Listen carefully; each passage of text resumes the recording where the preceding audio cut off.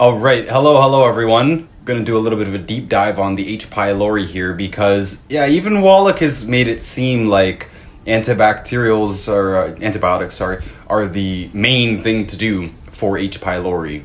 A little bit more nuanced than that. I personally believe, and others believe, that it can't actually live. H. pylori can't live in a stomach that's properly acidified. So you guys know we're all about the salt. If you use the betaine hydrochloride, which is in the ultimate enzymes, if you use that before meals, that should help significantly. You could also use betaine hydrochloride just by itself. You can buy betaine hydrochloride by itself as a supplement. It's pretty cheap. You can get it everywhere, and that should take care of it. I'm going to give you two other sources, though. This huge book, this alternative medicine book, I've been digging through it and looked up what they said here, and it correlates with a couple of things that I say frequently. So first of all, as far as I understand it, H. pylori is one of those things that's naturally in the body, just like Candida, even E. coli, Epstein-Barr. All these things are normally in the body, but they're kept in check by having a healthy digestion system, healthy probiotic count, healthy nutrient count, all that stuff. It just keeps that stuff from overriding, from overgrowing. So an ulcer, and they agree here, is a wound that won't heal, basically. A wound that won't heal. There's two main nutrients involved in a wound that won't heal. One is zinc, the other one is vitamin A. There might even be some others, but zinc and vitamin A, they're going to come up again and again. Zinc itself can kill parasites. High doses of zinc can kill worms. Over the years, I've been giving out a zinc flush when I see zinc deficiency, and it's possible for worms to come out. You can see them because they float in the toilet. It's possible for worms to come out. I wasn't even trying to address worms. We didn't even know they had worms, and it killed them. And the reason I said ulcers is because, it's commonly said that H. pylori causes ulcers. I think that's mistaken. I think they're both caused by the same things. Stress, nutrient deficiencies. What else is in here? It's pretty much it. Stress and nutrient deficiencies, and I would say low stomach acid would be one of the most important things. Oh, aspirin and other anti-inflammatories, because they damage the stomach and allow H. pylori to proliferate, and at the same time I think they're encouraging ulcers. I think they're two symptoms caused by the same basic problems. Again, stress, nutrient deficiencies, antagonists such as aspirin and other NSAIDs, and alcohol and caffeine and stuff like that. But the average person does drink caffeine, and most people drink alcohol. Actually, I think it's close to 50%. So not everybody has an ulcer, not everybody has H. pylori, not everybody has these symptoms: upset stomach, burning sensation, feelings of acute hunger and pain after eating or laying down.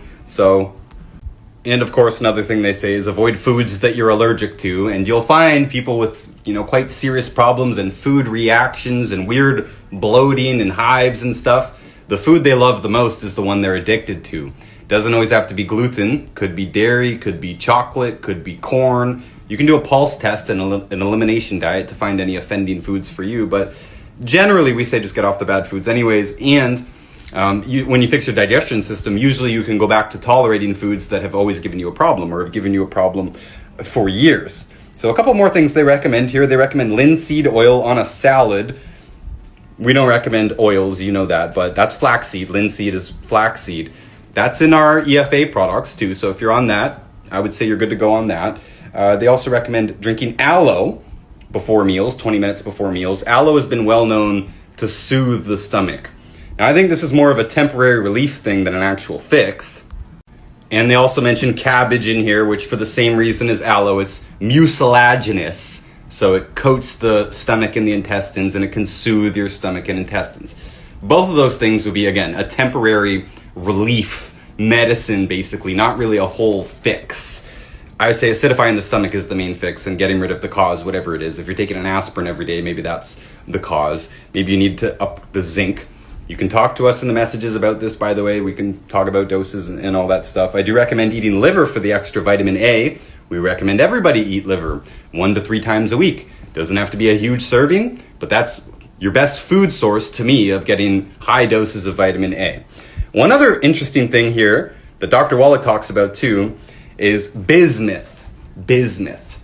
You probably know about bismuth from a very popular product called Pepto-Bismol. The Bismol stands for bismuth. And Pepto-Bismol was originally called Pepto-Bismol because pepsin is the enzyme in stomach acid. Stomach acid is basically hydrochloric acid plus pepsin. So Pepto-Bismol used to have pepsin in it, then they took it away, but they kept the name.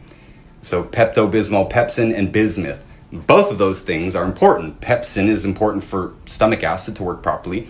Bismuth is important for its antibacterial and antiprotozoal effects, the bismuth. And of course, Pepto-Bismol and the knockoff brands, they have some garbage ingredients in them that many of you guys might not want to take. But you can buy both pepsin and bismuth separately, not in a formula that tastes good like Pepto-Bismol. Some of them taste awful because they didn't want to put those bad ingredients in there. You can also buy them in capsule form, both pepsin and bismuth. Bismuth is the more important one, but you might as well do both if you have an ulcer. All right, next, this is from Dr. Wallach's Let's Play Doctor. We're getting ready to release the 7th edition. I'm almost done. The index, it's almost done. I added this paragraph here, just talking about what I just mentioned, that an ulcer is basically a wound that won't heal, and zinc and vitamin A deficiency might be involved. And we do recommend using the pancreatic enzymes and the betaine hydrochloric acid. But here, what was in here originally is alfalfa, right? For the so-called vitamin U, which is not truly a vitamin. We don't necessarily need it, but it's well known to help the stomach. He also recommends cabbage juice, again, well known to help the stomach. He also recommends flax, right? We just said linseed, flax. He also recommends chamomile. That was also in the alternative medicine book. And licorice. These are some herbs that can help here, but I think the primary thing is acidifying the stomach and just correcting the overall problem, getting rid of the cause.